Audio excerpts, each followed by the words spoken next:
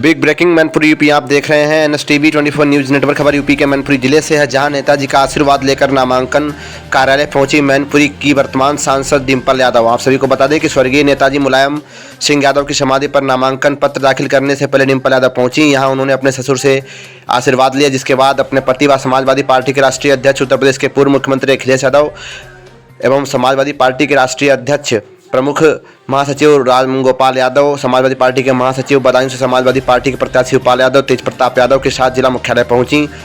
आप सभी को बता दें कि वे Z+ सुरक्षा में थीं।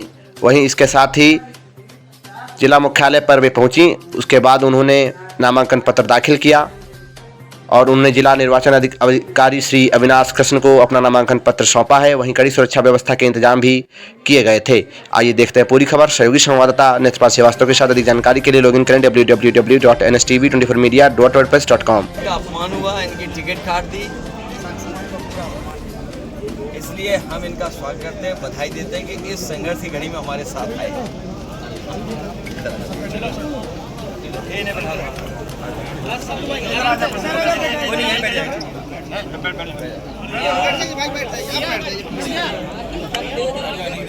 चाचा आप भी आ जाओ। बिल्कुल सर, कर देंगे। Okay okay okay. मोबाइल नीचे कर लेना, मोबाइल नीचे कायदे से। ठीक है ठीक है।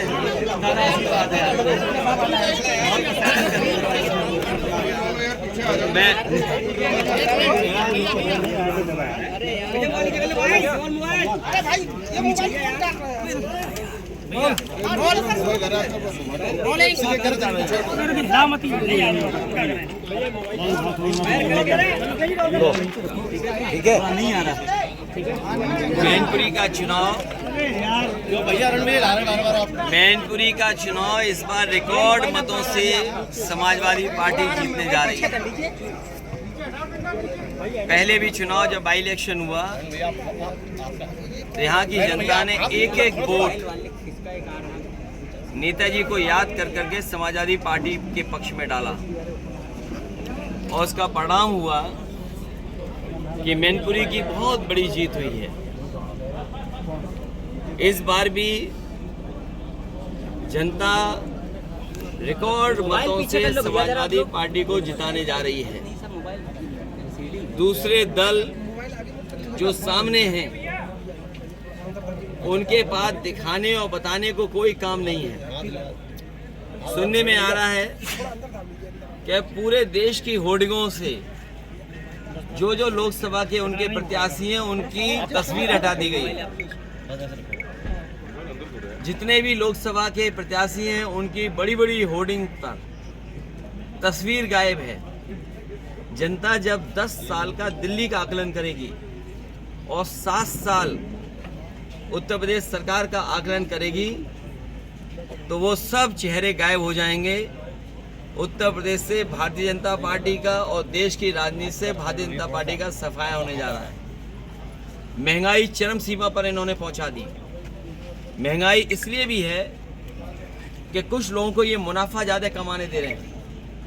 मुनाफा कमाने से और जिस तरीके से भ्रष्टाचार हुआ है इलेक्टोरल बॉन्ड में, क्या कोई सोच सकता है कि इलेक्टोरल बॉन्ड के बहाने ED, CBI, इनकम टैक्स को आगे कर करके चंदा वसूला गया हो?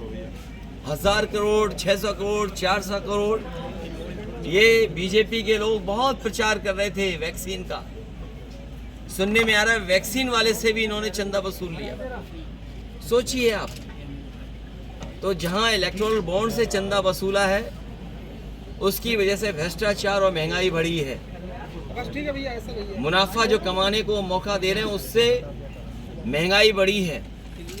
और इधर खबरें आ रही हैं और जो सरकारी आंकड़े बता रहे हैं और जो जगह जगह सर्वे हुए हैं, महत्वपूर्ण संस्थाओं ने जो सर्वे किए हैं, बेरोजगारी चरम सीमा पे पहुंच गई। 80 और 90% पढ़ने लिखने वाला नौजवान बेरोजगार है। मुझे याद है कन्नौज का ब्रजेश पाल, जिसने आत्महत्या कर ली और आत्महत्या करने से पहले उसने कहा कि मैंने इतनी पढ़ाई की, मेहनत की और डिग्री हासिल की, उसने अपनी डिग्रियां चला दी और कहा कि जिस डिग्री से मुझे नौकरी नहीं मिल सकती उस डिग्री का क्या फ़ायदा, उसने आत्महत्या कर ली।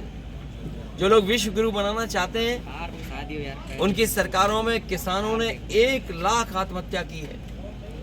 दिल्ली की सरकार जब से आई है 2014 से और अभी तक का अगर आप आंकड़ा देखेंगे एनसीआरबी का, 1 लाख किसानों ने आत्महत्या की। ये वही लोग हैं जो किसानों के लिए काले कानून ला रहे थे। अंतर्गत ने कानून वापस लेने, किसान ये बात भी नहीं भूला है कि उसकी आज किसी फसल की दोनी है, फसल तैयार है, सरकार क्या रेट दिलवा पा रही है?